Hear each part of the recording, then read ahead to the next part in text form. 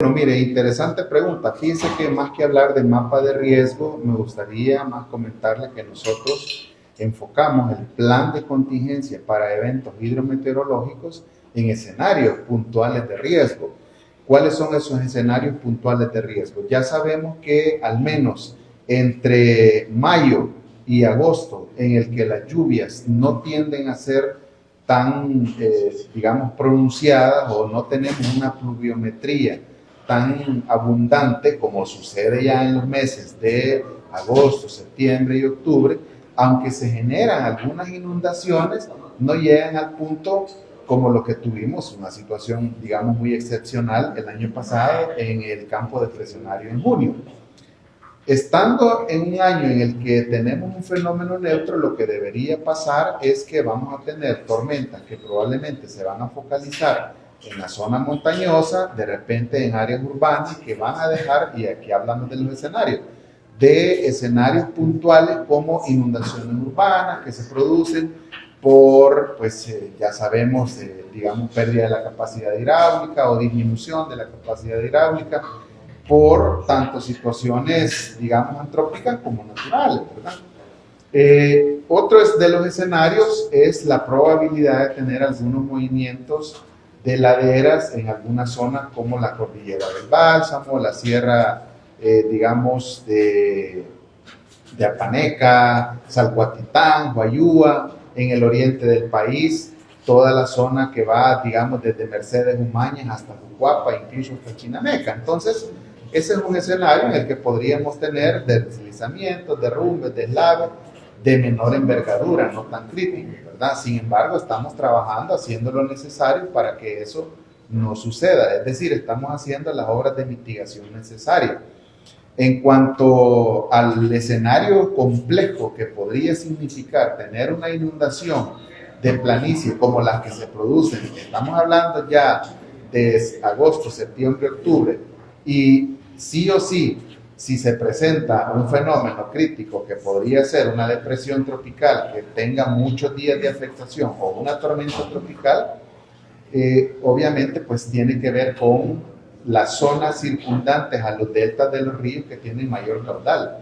Si empezamos desde el occidente hasta el oriente, hablamos del río Paz, el río El Sunza, el río El Jute, el río Riboy, así sucesivamente hasta llegar al Guaporá.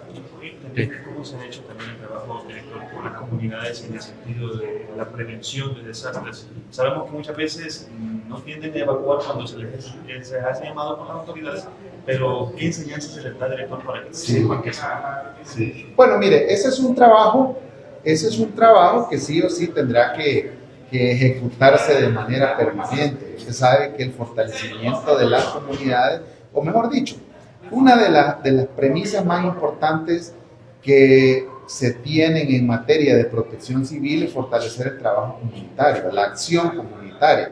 Y eso sí o sí va de la mano con el trabajo que hacen las diferentes instancias del sistema de protección civil, pero más de la Dirección General de Protección Civil a través del despliegue territorial, que se encarga, entre otras cosas, de trabajar muy de la mano con comisiones municipales de protección civil a fin de fortalecer las capacidades de estas comunidades, que dicho sea de paso es donde se primero materializan las amenazas,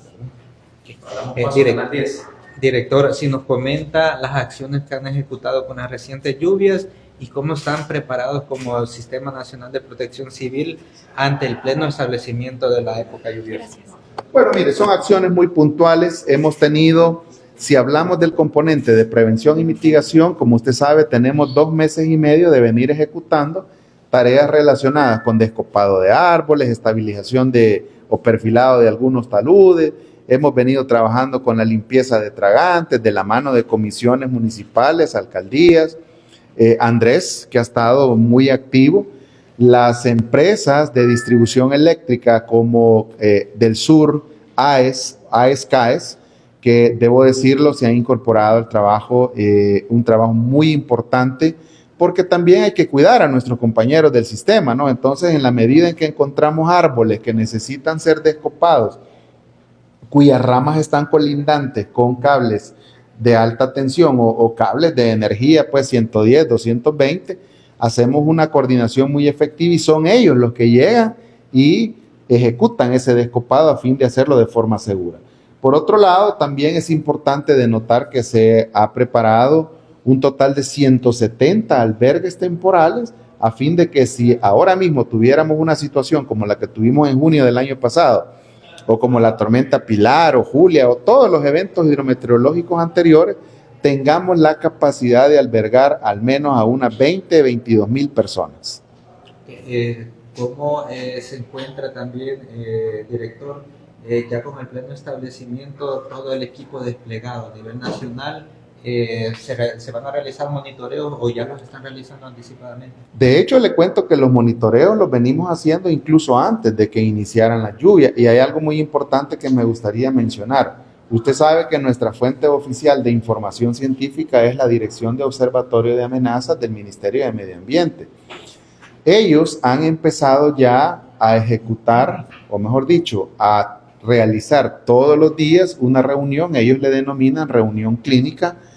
Es básicamente un coloquio técnico, ¿verdad? En el que da su opinión un hidrólogo, un meteorólogo, un geólogo, un oceanógrafo, y en función de eso nosotros somos o participamos como invitados en esa reunión.